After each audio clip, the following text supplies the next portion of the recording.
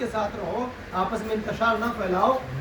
और हम दूर दूर जा रहे हैं, उसका रीज़न क्या है कि हमें गाइड करने वाले अच्छे नहीं हैं। हमारे जो लीडर हैं ना, वो हमें मोहब्बत की बातें नहीं बता रहे हैं, बल्कि नफरतों की बातें बता रहे हैं। हमें कह रहे हैं उनके पास ना रहना, उनके करीब ना जाना, उनके करीब ना जाना, ऐसे हो जाओगे। शिया की तो बात ही छोड़ दीजिए, शिया की तो बात आप छोड़, उनकी बात नहीं कर रहा हूँ। आप हमारे जो भाई हैं बरेलवी, अगर कोई हो तो भाई माफ़ कीजिएगा, मेरे पास तजुर्बा है मेरा अपना, मैं बता सकता हूँ। वो कहते हैं आप कभी देवबंदियों की मजलिस में मत जाओ, देवबंदियों से मुसाफा भी मत करो। देवबंदी हत्ता के अगर तुम्हारा कोई करीबी इंतकाल कर जाए और उसकी नमाज जनाजा कोई देवबंदी मौलवी पढ़ाए तो उसकी नमाज जनाजा भी मत करो। मुझे बताइए भाई, ये मरने वाला हमारा रिश्तेदार है, मरहूम हमारा कहीं ना कहीं इससे राब्ता है, रिलेशन है, और इत्तेफाकन उसकी नमाज जनाजा अगर कोई पढ़ा रहा है, हम उसकी नमाज जनाजा ना पढ़ें।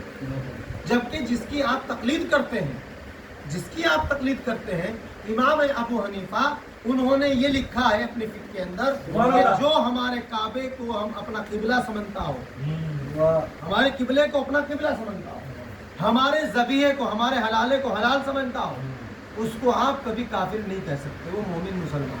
वाह सुभान अल्लाह। हमारे देवबंदी भाई भी इमाम अबू हनीफा की तकलीद में है, बरेलवी भी हमारे इमाम अबू हनीफा की तकलीद में। फिर आपसी तजाद, आपसी झगड़ा, ऐदा ने मोहतरम, ये झगड़े के रीज़न सिर्फ क्या है?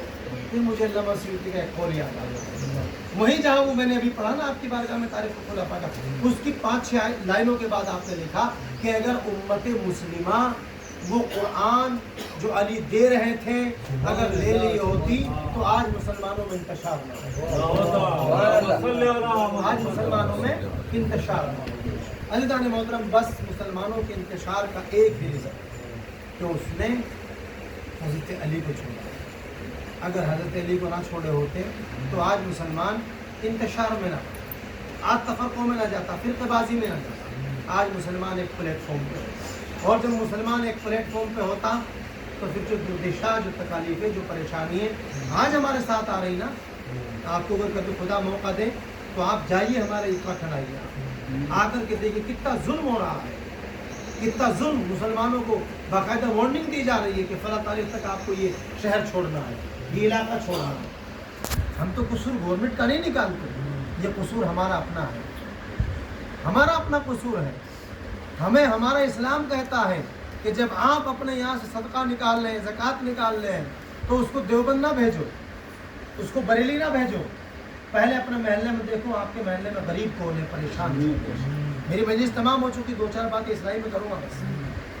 जब आप अपने यहाँ से जो भी नतीजा निकाल रहे हैं, सबसे पहले अपने घर में देखो आपका भाई तो परेशान नहीं है, आपके पड़ोस में तो कोई परेशान नहीं है।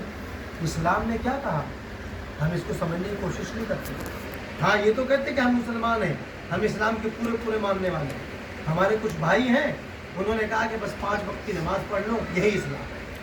कुछ भाई हैं, उन्होंने कहा बस दरगाहों पे चले जाओ, कव्वाली में झूम लो, नाच लो, कूद लो, चादर चढ़ा लो, फूल चढ़ा लो, यही इस्लाम है। कुछ हमारे भाई ऐसे, वो कहते हैं बस मातम कर लो, बस यही इस्लाम। नहीं इस्लाम, ये इस्लाम नहीं है। इस्लाम को समझना पड़ेगा आपको, इस्लाम को पढ़ना पड़ेगा, और जब तक इस्लाम को पढ़ोगे नहीं, समझोगे नहीं, तब तक इस्लाम समझ में आने वाला नहीं। और फिर मैं अपनी बात को बस मुकम्मल कर रहा हूँ कि हमारे पास एक किताब है, एक संविधान है, और उसके टीचर अहले बैत हैं। हमने दोनों हाथों से उनको मजबूती से थाम लेना है। हमने कुरान भी पकड़नी है और अहले बैत भी पकड़नी है। जब इन दोनों को हम थाम लेंगे तो हम कभी गुमराह नहीं हो सकते, और जब हम गुमराह नहीं होंगे तो हम आपस में इंतशार नहीं करेंगे। गुमराही से बचने का और इंतशार से बचने का वाहिद एक कुरान और अहले बैत के दामन को मजबूती से पकड़ लीजिए। बस अजीज़ों, जिस रसूल ने अहले बैत के बारे में बताया, जिस हुसैन को अपने कंधों पे बिठा करके दिखाया, जिस हुसैन के लिए रसूल ने अपने खुतबे को मौकूफ करके हुसैन को उठाया और लोगों से बताया कि मदीने वालों, ये हुसैन मुझसे है और मैं हुसैन से, इसी हुसैन